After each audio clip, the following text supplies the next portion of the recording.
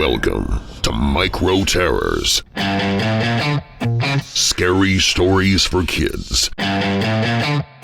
Where it's always the spooky season.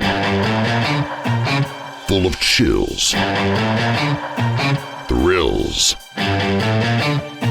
and spine-tingling spooks.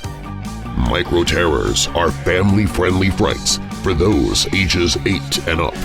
And while our stories are for younger ears, we are still talking about things that go bump in the night, and some children may not be able to handle what others can. Parental consent is recommended. Now, for tonight's Micro Terror.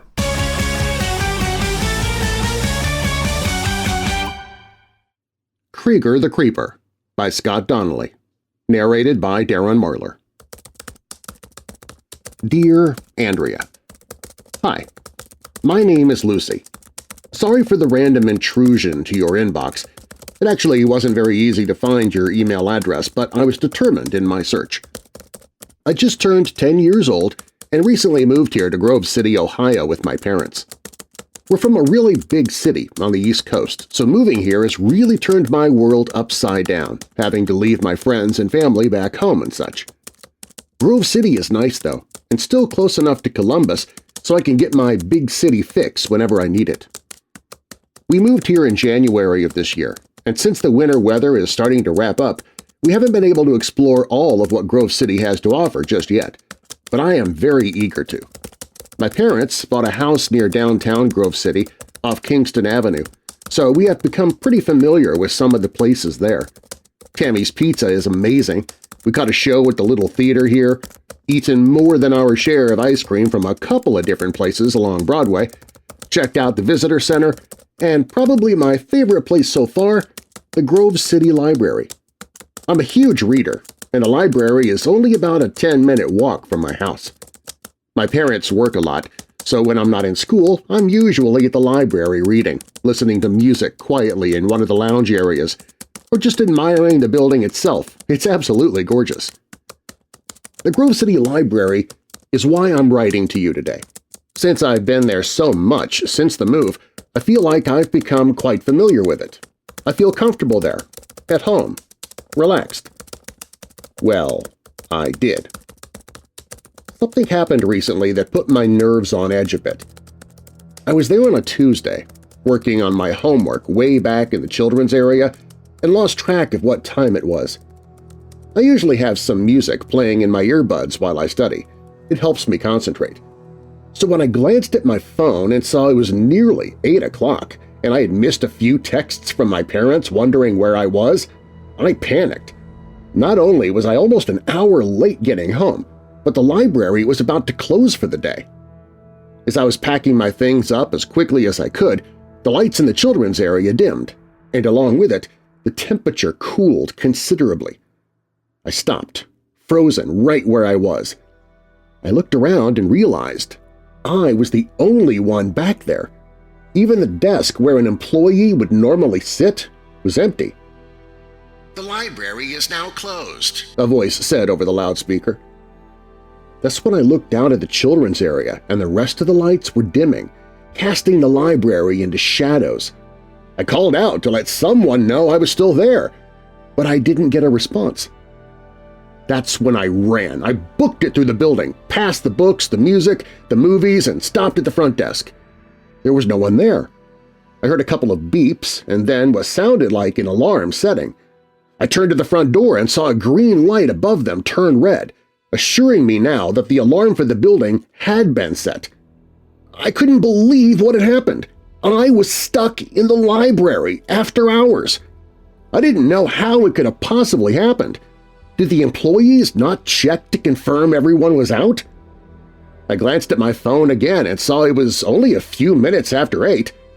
That seemed awfully fast for everyone to wrap up their jobs for the day and leave. I tried to call my parents, but the signal to my phone seemed non-existent.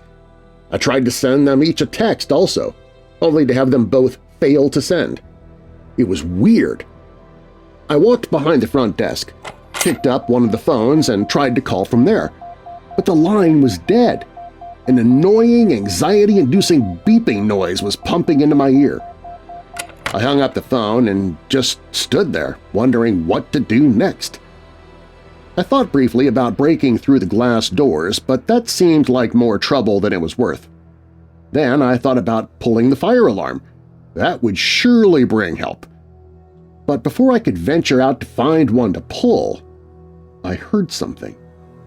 It was something that sent a chill through my body because, as far as I knew, I should have been the only one in the building. It was a thud, followed by the sound of a dragging chain. It seemed to be in the distance somewhere, but I couldn't see anything from where I was. It continued, though, getting louder with each thud and each drag. I climbed up onto the front desk counter to try and get a better look out amongst the shelves to try and see whatever was thudding and dragging. There shouldn't have been anyone else in there. The entire library was dim, cast in gloom, the only lights coming from what appeared to be emergency backup ones used after hours.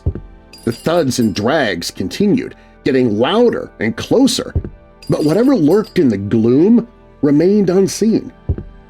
However, with how loud and close it was, I was certain I should have seen it at that point. The space around me was open enough where something should have been there. At this point, I was terrified and convinced something sinister was happening. I hopped off the front desk and ran for the front doors. They were sensor-activated, and since the alarm was set, they weren't opening. I started to bang on them with everything I had, screaming for help. Then in the reflection of the glass doors, I saw the dim lights behind me flickering enigmatically, and the shadowy form of someone appeared out of nowhere. I screamed louder, refusing to turn around. But it didn't matter.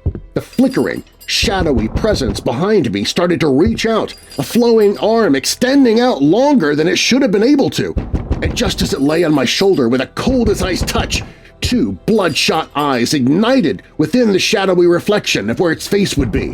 I screamed again and tore myself away from its cold touch, throwing myself to the floor. When I rolled onto my back and looked up, there was nothing there. There was no one. No flowing, shadowy figure. No bloodshot eyes lurking. Nothing. Then, as if I wasn't startled enough, a man's voice spoke up from behind me. In a gruff voice it said, "You shouldn't be here." I scrambled to my feet and faced the man who seemed to appear out of nowhere. I was more frightened by his sudden appearance than the man himself. He looked average enough, an older, bearded man with a gentle appearance. "I'm sorry," I said back to him. "I lost track of time and got locked in. I'm not sure how the employees didn't see me, actually." The man just stood there and gawked at me. "Losing track of time can be a blessing or a curse," he said. "Make the most of your time. Complete what you need to do. Otherwise, your ending will just linger." The man then stepped in front of the doors and they opened with ease, as if they'd been unlocked the entire time. I ran outside as fast as I could, around to the front of the building and crossed the street to Tammy's Pizza. Once inside, I tried to call my parents again. This time my phone worked without a hitch, and my dad was able to pick me up a couple of minutes later.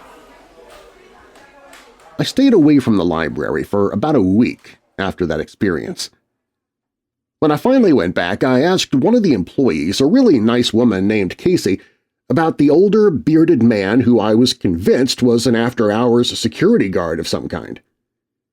Casey assured me that there was no one that worked there that matched the description I gave, and that I shouldn't have been in the library after they locked up in the first place. I didn't want to blame them for that and start an argument, so I peacefully went my own way and did my own research. And the research I did opened up a world I would never have dreamed of.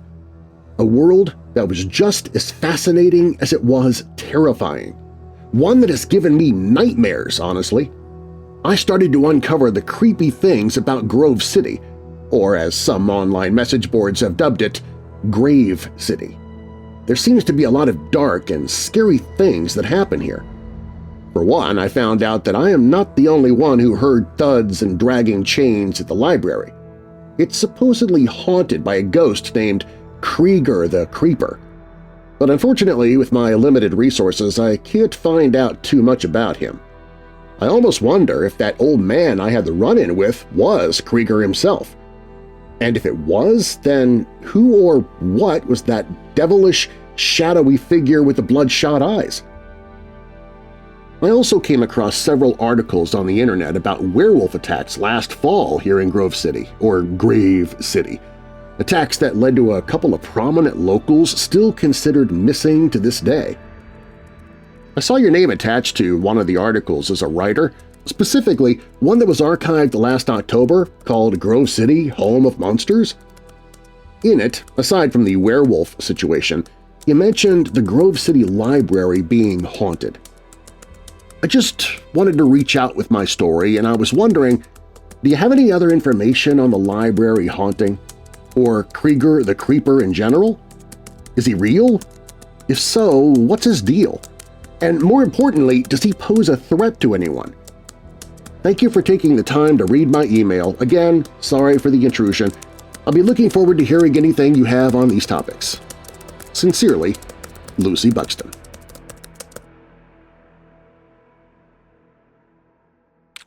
Dear Lucy, thank you for your email, and no worries about the intrusion. As far as the topics you asked about, yes, Grove City does indeed have some strange things afoot. Things that lurk in the shadows and things that are downright unexplainable. The werewolf business last year was certainly a crazy time for our community. Curfews, people going missing, howls in the night, even I was chased through my backyard. Yes, when I worked for the local paper, I did uncover some evidence that the Grove City Library might in fact be haunted, but I wasn't able to find out a whole lot of details. What you described does sound pretty intriguing. Scary, but intriguing nonetheless. My only advice to you would be to reach out to a local mystery author. His name is Darren Miller. I know he spends a lot of time at the library and sometimes right up until they close. Maybe he's seen something? I wish I could have been more of a help. Keep in touch, Lucy. Let me know what you find out, and whatever is going on over there at the Grove City Library, please be careful. Never underestimate the supernatural. Trust me. Sincerely, Andrea Cordell, Grove City werewolf survivor.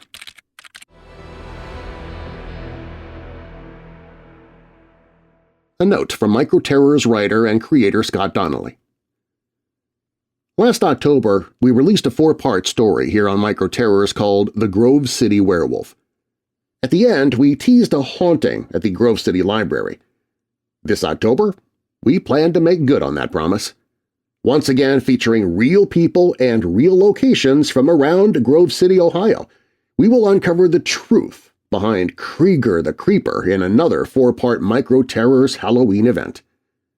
Sure, we know as of this recording that October is still 6 months away, but here at Microterrors it's always the spooky season, and never too early to start thinking about the scariest time of the year. Thank you for listening to Microterrors. Join us each Saturday for another scary story.